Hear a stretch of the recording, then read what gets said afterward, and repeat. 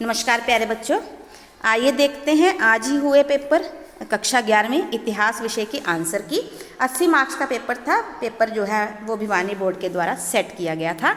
Bhiwani board ने ही पहले एक सैम्पल पेपर भी जो है वो जारी किया था और हमने वो आपको करवाया था, समझाया था, और उसमें से बहुत सारा पेपर जो है अब फाइनल एग्जाम में आया हुआ है। तो शुरू करते हैं। सबसे पहले 21 प्रश्न हैं एक मार्क्स के, जिसमें पहला प्रश्न है मेसोपोटामिया संस्कृति में गिलगेमिश क्या था। गिलगेमिश असल में उरुक का सबसे प्रसिद्ध शासक था और उसी के नाम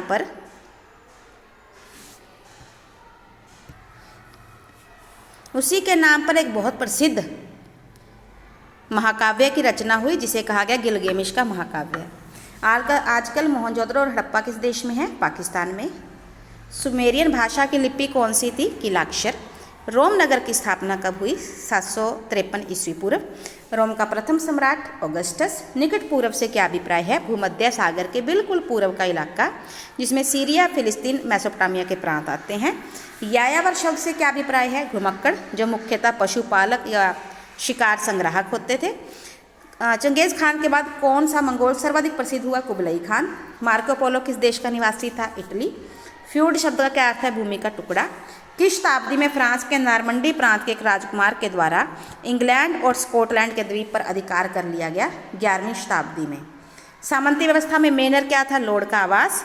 बाइजेंटाइन साम्राज्य की राजधानी कुस्तुनतुनिया।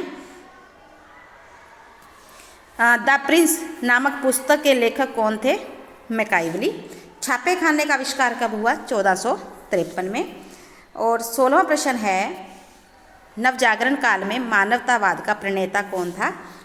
पेट्रार्क। उसके बाद है उनमें से 1/4 अपने डैश के सफ़र में ही मर गए, आंसुओं के सफ़र में। ये जो फिलिप्स है ये संबंधित है चिरोकी समुदाय से। उसके बाद है 1867 में कनाडा को डैश के रूप में संगठित किया गया, स्वायत्त राज्यों के महासंघ के रूप में। उसके बाद है सरकार हमेशा से ऑस्ट्रेलिया की ज़मीन को डैश कहती आई है, टेरा न्यूलियस, यानी कि जो किसी की भी नहीं थी। 1867-68 में मेजी वंश के नेतृत्व में डैश का शासन समाप्त किया गया, शोगुनों। जापान की मुख्य फसल चावल। उसके बाद है मेसोपोटामिया के शहरों में माल की आवाजाही कैसे होती थी? वैसे तो शहर में गलियां जो थी वो काफ़ी तंग थी, सड़कें गलियां सब संकरी हुई थी। आमतौर पर पशुओं की पीठ पर लादकर या बैलगाड़ियों का प्रयोग किया जाता था, परंतु ये काफ़ी खर्चीली विधि थी, इसीलिए दजला और फ्रात की नदियों से नहरें निकालकर आवाजाही को सुगम बनाया जाता था।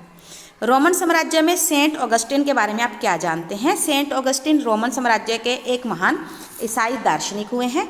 उत्तरी अफ्रीका में उनका जन्म हुआ है और वे 396 ईस्वी से लेकर 430 तक हिप्पो के बिशप रहे हैं। एक बहुत ही प्रबुद्ध, बहुत ही सुप्रसिद्ध लेखक, जिनकी पुस्तक, जो प्रसिद्ध पुस्तक थी, उसका नाम था द सिवी अताते। उसका तीसरा है मंगोलों के सैनिक प्रशासन की 3 विशेषताएं।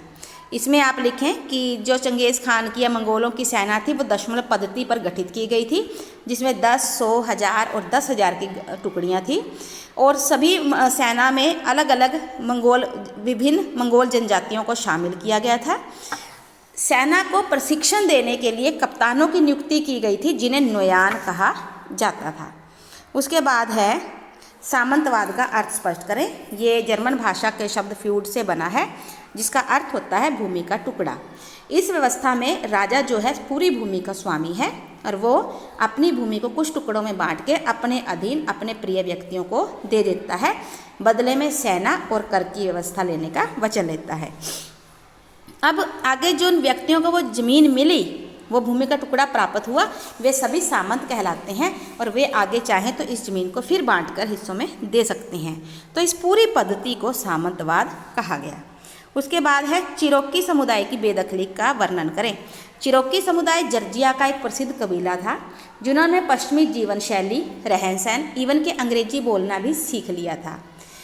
यहाँ तक कि अदालत ने भी माना कि चिरोकी समुदाय जो है एक विशेष समुदाय है और इनके अधिकार यूरोपवासियों के अनुसार मिलने चाहिए। परंतु उस समय के तत्कालीन राष्ट्रपति एंड्रयू जैक्सन ने उन्हें कोई भी अधिकार देने से मना कर दिया और उन्हें किसी दूर की रिजर्वेशन के पास धकेल दिया, जहां जाते जाते वो 1/4 चिरोकी जो थे 15,000 में से 1/4 चिरोकी रास्ते में ही मर गए और उस सफ़र को आंसुओं की राह सफ़र के रूप में जाना जाता है। उसके बाद है चीनी इतिहास में लॉन्ग मार्च क्या था। साम्यवादियों के द्वारा चलाई गई एक ऐतिहासिक यात्रा 6000 मील लंबी थी, 370 दिन तक चली, यानी कि 1 साल से भी 5 दिन ऊपर। इसमें लगभग 82,000 साम्यवादी मारे गए। माओ को व्यक्तिगत रूप से भी बहुत नुकसान हुआ, परंतु ये उसके दृढ़ संकल्प की और उसकी मजबूती की और उसके आगे बढ़ने की पहचान बनी। इसीलिए चीनी इतिहास में लॉन्ग मार्च जो है वो कोमिंतांग दल से जो है कम्युनिस्ट पार्टी तक आने का सफ़र है। उसके बाद है लेखन पद्धति के विभिन्न चरण, जिसमें आप लिपि कौन कौन सी भाषाएं आई, फिर लिपि कौन सी अपनाई गई, उसके अंदर चिन्ह वो सारे आ जाएंगे। अथवा में क्वेश्चन जो है वो है किन पुरानी कहानियों से हमें मेसोपोटामिया की सभ्यता की झलक मिलती है। देखिए मिलती तो हमें गिलगेमिश का महाकाव्य और कुछ इसी प्रकार की अन्य कहानियाँ हैं, लेकिन बात है कि पूछा क्या गया है, इसमें सामाजिक, आर्थिक और धार्मिक जीवन के बारे में हमें लिखना है। उसके बाद है धर्म सुधार आंदोलन, जो कि मार्टिन लूथर के द्वारा चलाया गया था, उसके कारण उसकी प्रगति यानी कि विकास और उसके परिणाम लिखे जा सकते हैं। इवन के मार्टिन लूथर की शिक्षाएं भी आ सकती हैं।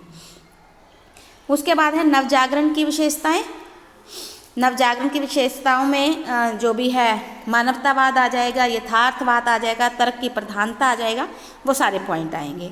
उसके बाद है जापान के औद्योगिक और आर्थिक विकास का वर्णन, जिसमें सामंती प्रथा का अंत, शिक्षा में किए गए सुधार, सैनिक सुधार, औद्योगिक विकास, कृषि सुधार, इवन के संविधान को लागू करना, वो सब इसमें आ जाएंगे। या अथवा में देखिए ये क्वेश्चन दोनों ही ऐसे के ऐसे सैम्पल पेपर में आए हुए थे। 1911 की चीनी क्रांति की प्रमुख घटनाएं। तो उसके अलावा आपके पास 3 है पैराग्राफ, जिसमें 4 प्रश्न पूछे गए हैं। 1 मार्क्स का 1 प्रश्न है। पैरा है गजन खां 1295 से 1304, यानी कि उसने कब से कब तक शासन किया। पहला इलखानी शासक था, जिसने धर्म परिवर्तन कर इस्लाम धर्म ग्रहण कर लिया। उसने अपने मंगोल तुर्की यायावर सेनापतियों को निमन भाषण दिया और उसने ईरानी वजीर रशीदुद्दीन ने लिखा, जिसे मंत्री के पत्रों में शामिल किया गया। गजन खां किसका वंशज था? चंगेज़ खान का। गजन खां ने कौन सा धर्म ग्रहण किया? इस्लाम। गजन खां के भाषण को किसने लिखा? उसके ईरानी वजीर रशीदुद्दीन ने। गजन खां का शासनकाल कब से कब तक था? 1295 से 1304। उसके बाद है फ्लोरेंस के मानवतावादी मिरादोला ने on the dignity of man नामक पुस्तक में लिखा है, प्लेटो और अरस्तु के अनुसार सत्य की खोज करने और इसे प्राप्त करने के लिए हमेशा जुटे रहते थे। उनका कहना था कि जहाँ तक हो सके विचार गोष्ठियों में जाना चाहिए और वाद विवाद करना चाहिए। मिरादोला कौन थे? फ्लोरेंस के प्रसिद्ध मानवतावादी। मिरादोला की प्रसिद्ध पुस्तक का नाम on the dignity of man. Mirandola का जन्म कब हुआ? 1463 ईस्वी में। सत्य की खोज करने के लिए क्या करना चाहिए? विचार गोष्ठियों में जाना चाहिए और वाद विवाद करते रहना चाहिए।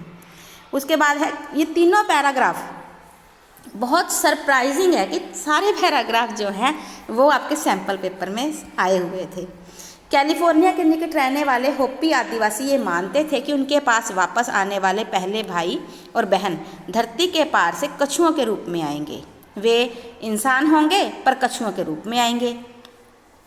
जब समय आया तो होपी लोग धरती के उस पार से आने वाले उन कछुओं का स्वागत करने के लिए एक खास गांव में इकट्ठे हुए। वे सुबह सुबह उठ गए और मरुभूमि के पार निगाहें दौड़ाई तो उन्हें बख्तरबंद स्पेनी कॉन्विस्टाडोर दिखाई पड़े। ये योद्धा होते हैं बेटा, स्पेनी योद्धा। उसके बाद है होपी कौन थे? कैलिफोर्निया के निकट रहने वाले आदिवासी। होपी लोगों की क्या मान्यता थी? उनकी मान्यता थी कि उनके पास वापस आने वाले पहले भाई बहन धरती के पार से कछुओं के रूप में आएंगे। होपी लोग कहाँ इकट्ठे हुए? एक खास गांव में। होपियों ने मरुभूमि के पार क्या देखा? बख्तरबंद स्पेनी कॉन्विस्टाडोर। उसके बाद है बेटे आपके पास मैप, मानचित्र है विश्व का। भारत, चीन, जापान, इटली, फ्रांस। हमने तो बल्कि यूरोप के हर देश के बारे में बच्चों को बता रखा है, लेकिन यहाँ पर बहुत आसान मैप आया हुआ है, कोई दिक्कत ही नहीं है इसमें। ये 5 अंक आप बहुत आसानी से लिख सकते हैं। सबसे पहले भारत, यहाँ चीन, ये जापान, ये इधर फ्रांस, और जो आप ये इस प्रकार से देख रहे हैं यहाँ इटली। तो अब आपको हमें ये बताना है कि आपने कितने मार्क्स लगभग स्कोर किए हैं एक एक मार्क्स वाले क्वेश्चनों में। मैथ में आपके कितने सही गए हैं और आप कौन से डिस्ट्रिक्ट से हैं। इसी उम्मीद के साथ कि आपके बहुत अच्छे अंक आएंगे और आप हिस्ट्री को +2 में एक नई ऊंचाइयों तक लेके जाएंगे और आगे जाकर कॉलेज में भी इसे अपने साथ रखेंगे, आगे बढ़ाएंगे, इसी में शिक्षा आगे जारी रखेंगे। Thank you so much. Have a nice day. God bless you बेटा।